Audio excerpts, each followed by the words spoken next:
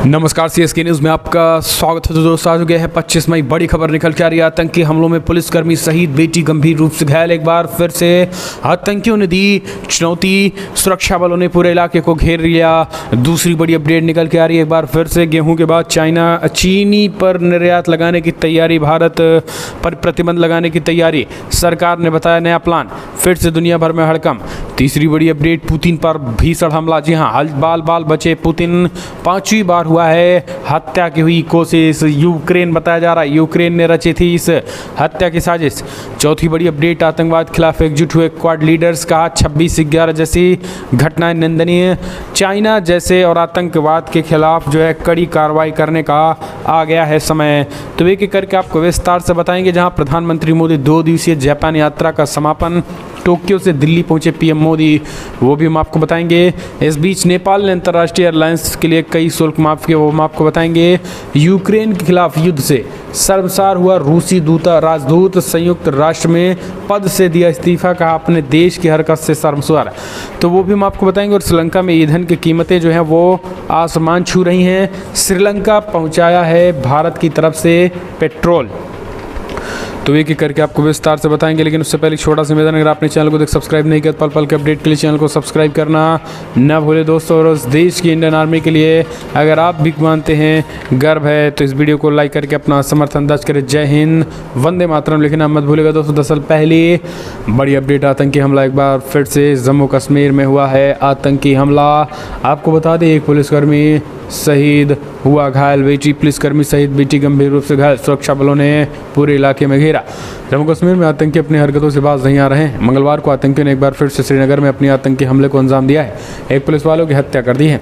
यह घटना अचार सौरा इलाके में हुई है। एक पुलिस अधिकारी ने हमले की पुष्टि करते हुए बताया है कि आतंकवादियों ने हॉस्टल में एक पुलिसकर्मी पर गोली चलाई है। इस हमले में उनकी बेटी भी गंभीर रूप से घायल हो गई है। पुलिस ने बताया है कि आतंकवादियों ने सौरा क्षेत्र में मलिक शाब निवासी पुलिसकर्मी मोहम्मद सैयद कादरी के बेटे सफुल्ला कादरी पर गोली चलाई थी। घटना के बाद सुरक्षा बलों ने पूरे इलाके को घेर लिया था।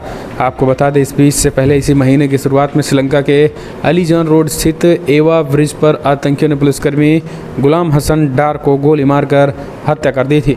अच्छी बात यह रही कि इस हमले में उनकी जान नहीं गई, लेकिन वो गंभीर रूप से घायल जरूर हो गए थे। आपको बता दें, उसे इलाज के लिए स्थानीय हॉस्पिटल ले जाया गया था। घटना के बाद आतंकियों की तलाश के लिए श्रीनगर के कई इलाकों में तलाशी अभियान चलाया गया था। और घायलों पुलिसकर्मियों के भाई ने बताया, उनके भाई सुबह 7 बजे ड्यूटी के लिए निकले थे। दोस्तों, ये दुखद खबर हम चलते हैं एक और अपडेट। गेहूं के बाद अब चीनी निर्यात पर प्रतिबंध की तैयारी में मोदी सरकार ने बनाया नया प्लान। दरअसल आपको बता दें, केंद्र सरकार गेहूं की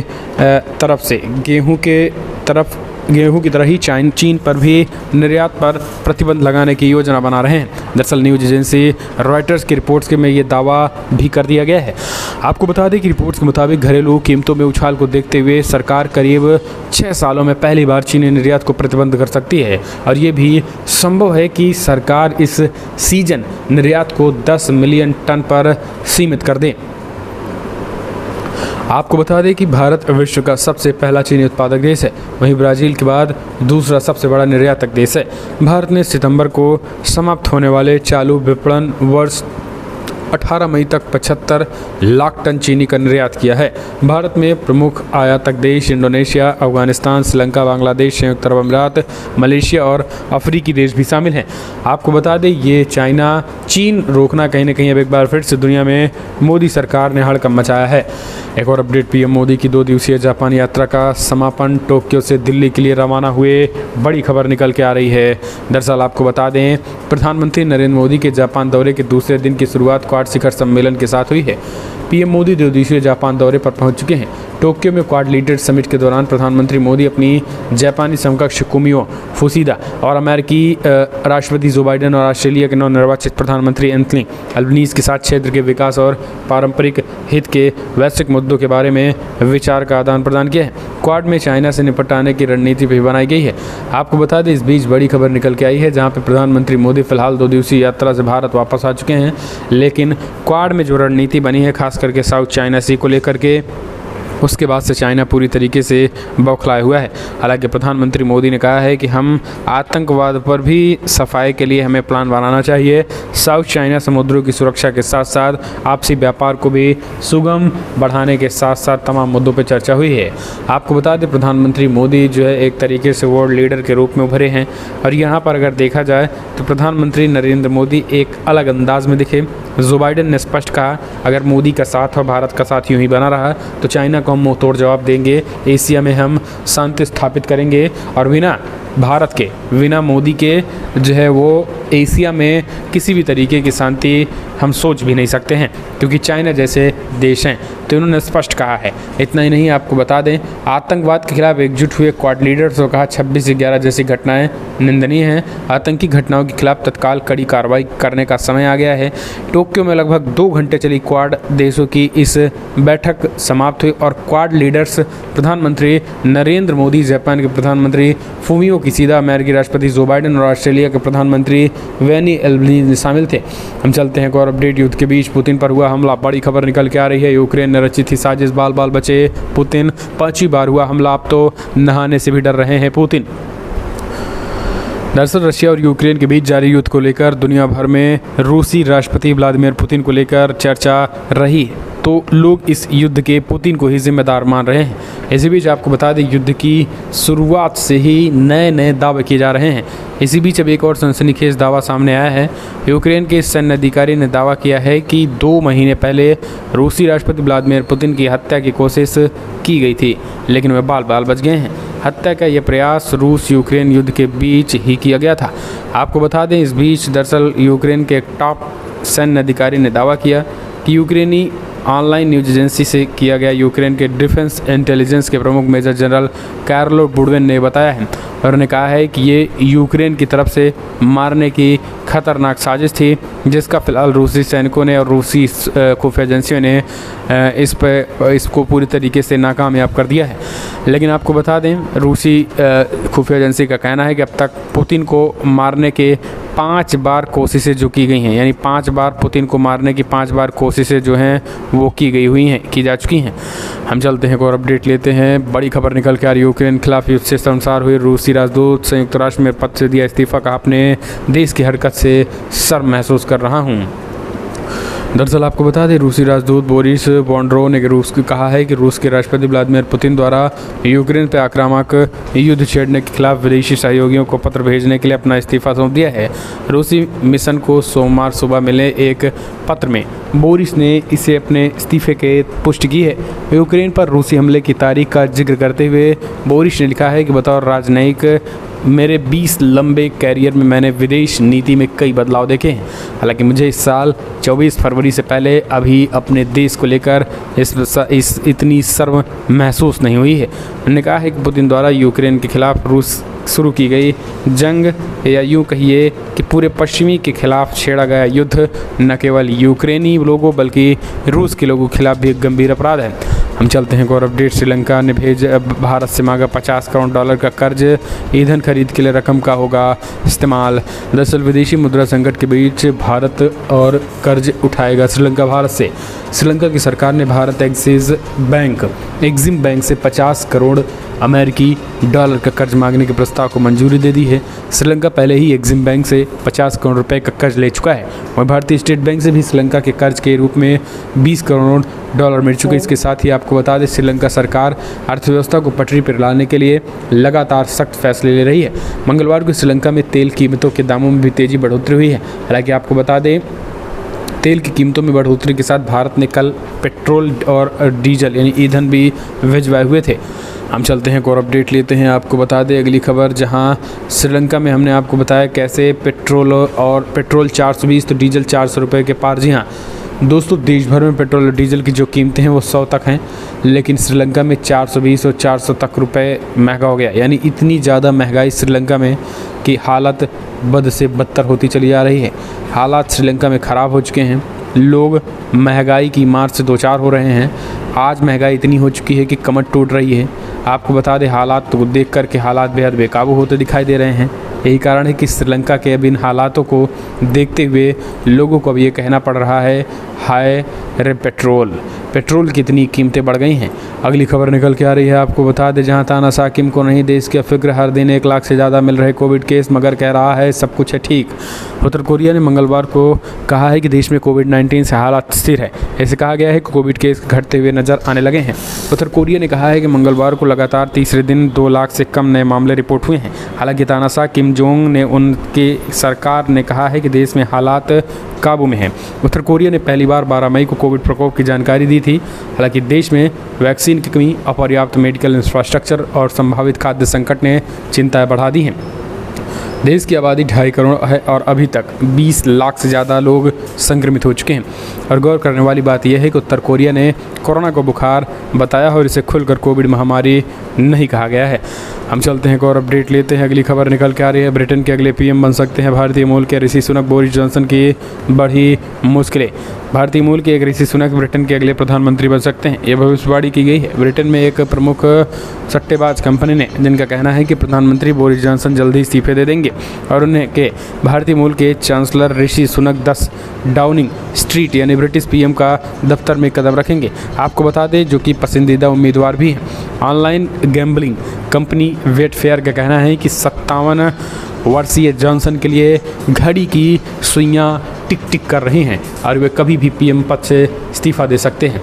तो ये एक बड़ी खबर होगी और ख़ास इससे भी बड़ी खबर ये होगी कि भारतीय मूल के लोग जो हैं ब्रिटेन के पीएम बनेंगे, तो ये भी एक बड़ी खबर। हम चलते हैं एक और अपडेट लेते हैं। दोस्तों आपको बता दें, पाकिस्तान सरकार ने आम चुनाव कराने की पीटीआई की मांग को ठुकराई, अपना कार्यकाल पूरा करने का लिया फैसला। प्रधानमंत्री शहबाज शरीफ की नेतृत्व वाली पाकिस्तान मुस्लिम लीग नवाज पीएलएम ने सरकार ने सोमवार को पूर्व प्रधानमंत्री और पाकिस्तान तहरीक-ए-इंसाफ यानी पीटीआई के प्रमुख इमरान खान की मांगों को खारिज कर दिया है। पाकिस्तान मीडिया रिपोर्ट्स के अनुसार सरकार ने कहा है कि प्रधानमंत्री के रूप में अपना कार्यकाल पूरा करने का फैसला किया हुआ है। और एक्सेस ट्रिब्यूनल ने सूत्रों के हवाले से बताया है कि पीएमएलएन और उनके सहयोगियों ने घोषणा की है कि मौजूदा सेटअप अगस्त 2023 तक अपना कार्यकाल पूरा करेगा और आम चुनाव अगले साल निर्धारित समय पर होंगे। सूत्रों ने कहा है कि पीएमएलएन और सहयोगियों ने देश में आर्थिक स्थिरता के खिलाफ कदम उठाने और शासन में सुधार करने में फैसला किया है। हम चलते हैं एक और अपडेट लेते हैं। अगली खबर निकल के आ रही है दोस्तों, जहां आपको बता दें कुतुब मीनार में पूजा का अधिकार मिलेगा या नहीं, 9 जून को कोर्ट तय करेगा। जी हाँ, सुनवाई से पहले अहम बातें समझ लीजिए। दरअसल दिल्ली स्थित कुतुब मीनार परिसर में हिंदू देवताओं को पुनरुत्थान और पूजा अर्चना का अधिकार मांगे जाने वाली याचिका साकेत कोर्ट में मंगलवार को सुनवाई पूरी हुई। और आपको बता दें कुतुब मीनार की बात करें तो वहाँ की एक मस्जिद थी, मुग़ल मस्जिद, वहाँ की नमाज पर रोक लगा दी गई है। आपको बता दें कुतुब मीनार लगातार ये मांग होती रही है कि कुतुब मीनार असल में 27 हिंदू और जैन मंदिरों को तोड़कर बनाया गया है और इसी को लेकर अब ये मामला गर्म हो गया है। मामला गर्म इसलिए भी हो रहा है क्योंकि दोस्तों यहाँ पर भी कुछ दिन पहले केंद्रीय मंत्री ने इस बात को दावा किया था, पुख्ता बातें कही थी, जिसको लेकर अब माना जा रहा है कि ये कहीं ना कहीं एक तरीके से बड़ा झटका होगा उन लोगों के लिए। और इसी को देखते हुए एसआई ने नमाज पर रोक लगा दी है और अगली सुनवाई अब 9 जून को होगी। हम चलते हैं एक और अपडेट। बड़ी खबर निकल के आ रही है, जहां यरूशलेम में धर्म युद्ध छिड़ने की आशंका, अल-अक्सा मस्जिद की तरफ मार्च करने की योजना बना रहे राष्ट्रवादी। दरअसल इजराइल के एक वरिष्ठ सांसद ने सोमवार कहा है कि यरूशलेम में धार्मिक युद्ध छिड़ सकते हैं। उन्होंने कहा है कि यरूशलेम के अल-अक्सा मस्जिद परिसर में प्रार्थना करने की कोशिश करने वाले 3 यहूदियों के पक्ष में कोर्ट द्वारा फैसला सुनाने के बाद धार्मिक युद्ध का खतरा मंडरा रहा है। राष्ट्रवादी इस मस्जिद की तरफ मार्च करने की योजना बना रहे हैं। यरूशलेम मस्जिद कोर्ट ने रविवार को 3 यहूदियों के खिलाफ निरोधक आदेश को रद्द कर दिया और ये तीनों प्रार्थना करने के लिए अल-अक्सा मस्जिद पहुंच गए थे। विदेश और रक्षा मामलों की संसदीय समिति के अध्यक्ष राम बेन बराक ने ये बातें कही हैं। हम चलते हैं एक और अपडेट लेते हैं। अगली खबर निकल के आ रही है, अमीना खातून जीती क्या चुनाव, पाकिस्तान जिंदाबाद के लगवाने लगे नारे, 62 पर एफआईआर, झारखंड के पंचायत चुनाव की घटना का वीडियो हुआ वायरल। दरअसल झारखंड के हजारीबाग में पाकिस्तान जिंदाबाद के नारे लगाने का मामला सामने आया। बताया गया कि हजारीबाग में शनिवार को 22 मई को त्रिस्तरीय पंचायत चुनाव मतगणना के बाद बरकुंडा प्रखंड में मुस्लिम महिला की जीत के बाद लोगों ने जमकर पाकिस्तान जिंदाबाद के नारे लगाए थे। वीडियो सोशल मीडिया में वायरल होने के बाद अब 62 पर केस दर्ज हो गया है। हम चलते हैं एक और अपडेट लेते हैं। अगली खबर निकल के आ रही है दोस्तों, ज्ञानवापी मस्जिद मामले में 26 को अगली सुनवाई, वादी पक्ष को मिलेगा सर्वे का वीडियो और फोटो, लेकिन जज ने मुस्लिम पक्षकार को लगाई फटकार, कहा फव्वारा है तो चला के दिखाओ। वाराणसी ज्ञानवापी श्रृंगार गौरी मामले में सुनवाई कल हुई, खत्म हुई और अब कल जो है फैसला यानी 26 मई कल जो है अगली सुनवाई होगी। साथ ही कोर्ट ने कहा है कि 26 मई को वादी पक्ष को ज्ञानवापी मस्जिद के सर्वे की रिपोर्ट दी जाएगी। इस मामले में हिंदू पक्ष के वकील विष्णु शंकर जैन ने बताया है कि मुकदमे की अस्वीकृति के संबंध में 711 CPC के तहत मुस्लिम पक्ष की याचिका पर सुनवाई 26 मई को होगी। कोर्ट ने दोनों पक्षों की आयोग की रिपोर्ट पर आपत्ति दर्ज करा सप्ताह के भीतर रिपोर्ट सौंपने को लिए कहा है।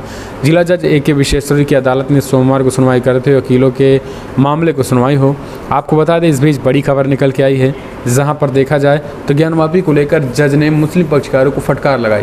दरअसल मुस्लिम पक्षकार बार बार कह रहे थे असल में वो शिवलिंग नहीं फव्वारा है, शिवलिंग नहीं फव्वारा है, शिवलिंग नहीं फव्वारा है, जिसके जवाब में मुस्लिम पक्ष जज ने जमकर फटकार लगे। उन्होंने कहा कि अगर शिवलिंग नहीं फव्वारा है तो फव्वारा चलता भी होगा, या आज नहीं चल रहा तो कभी भी चल रहा होगा, कभी भी अगर चला है तो उसके सबूत दो।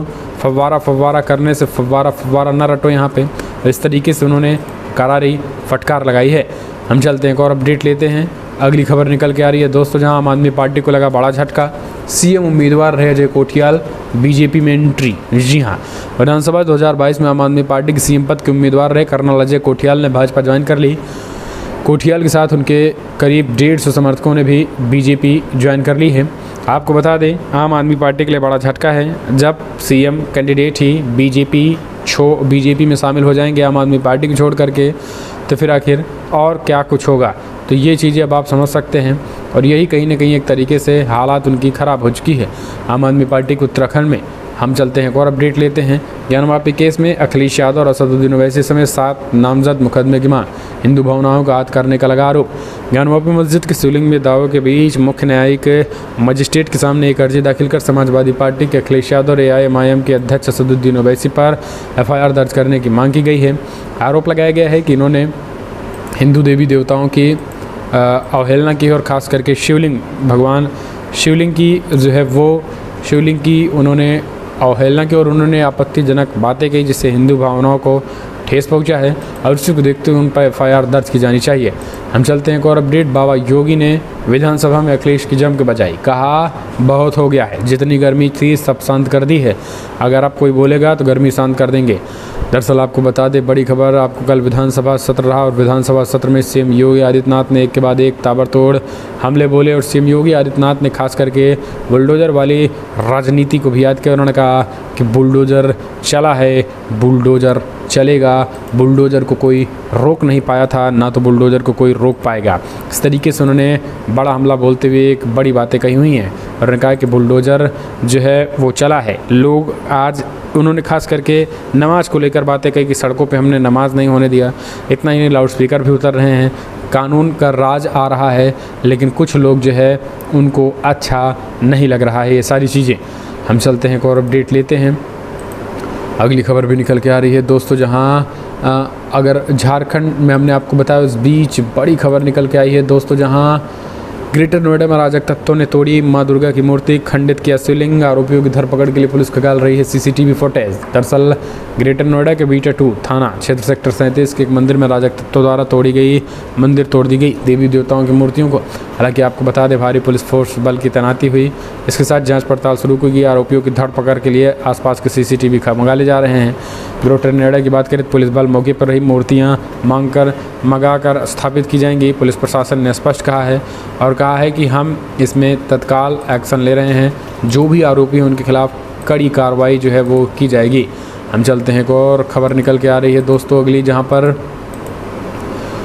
PFI रैली में बच्चे द्वारा दिलवाए गए थे भड़काऊ नारे को लेकर कई पर केस दर्ज। पुलिस एक शख्स को हिरासत में लिया।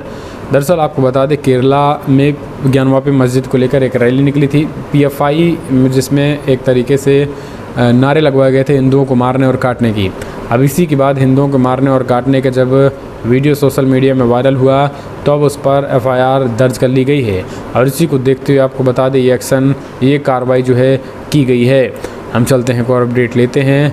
अगली खबर निकल के आ रही है दोस्तों, जहां पर बैठकर जज सुनाते हैं कानून का फैसला। उसी के पास 2 महिलाओं ने पढ़ने लगी थी नमाज। कर्नाटक हाईकोर्ट का वीडियो वायरल, FIR दर्ज।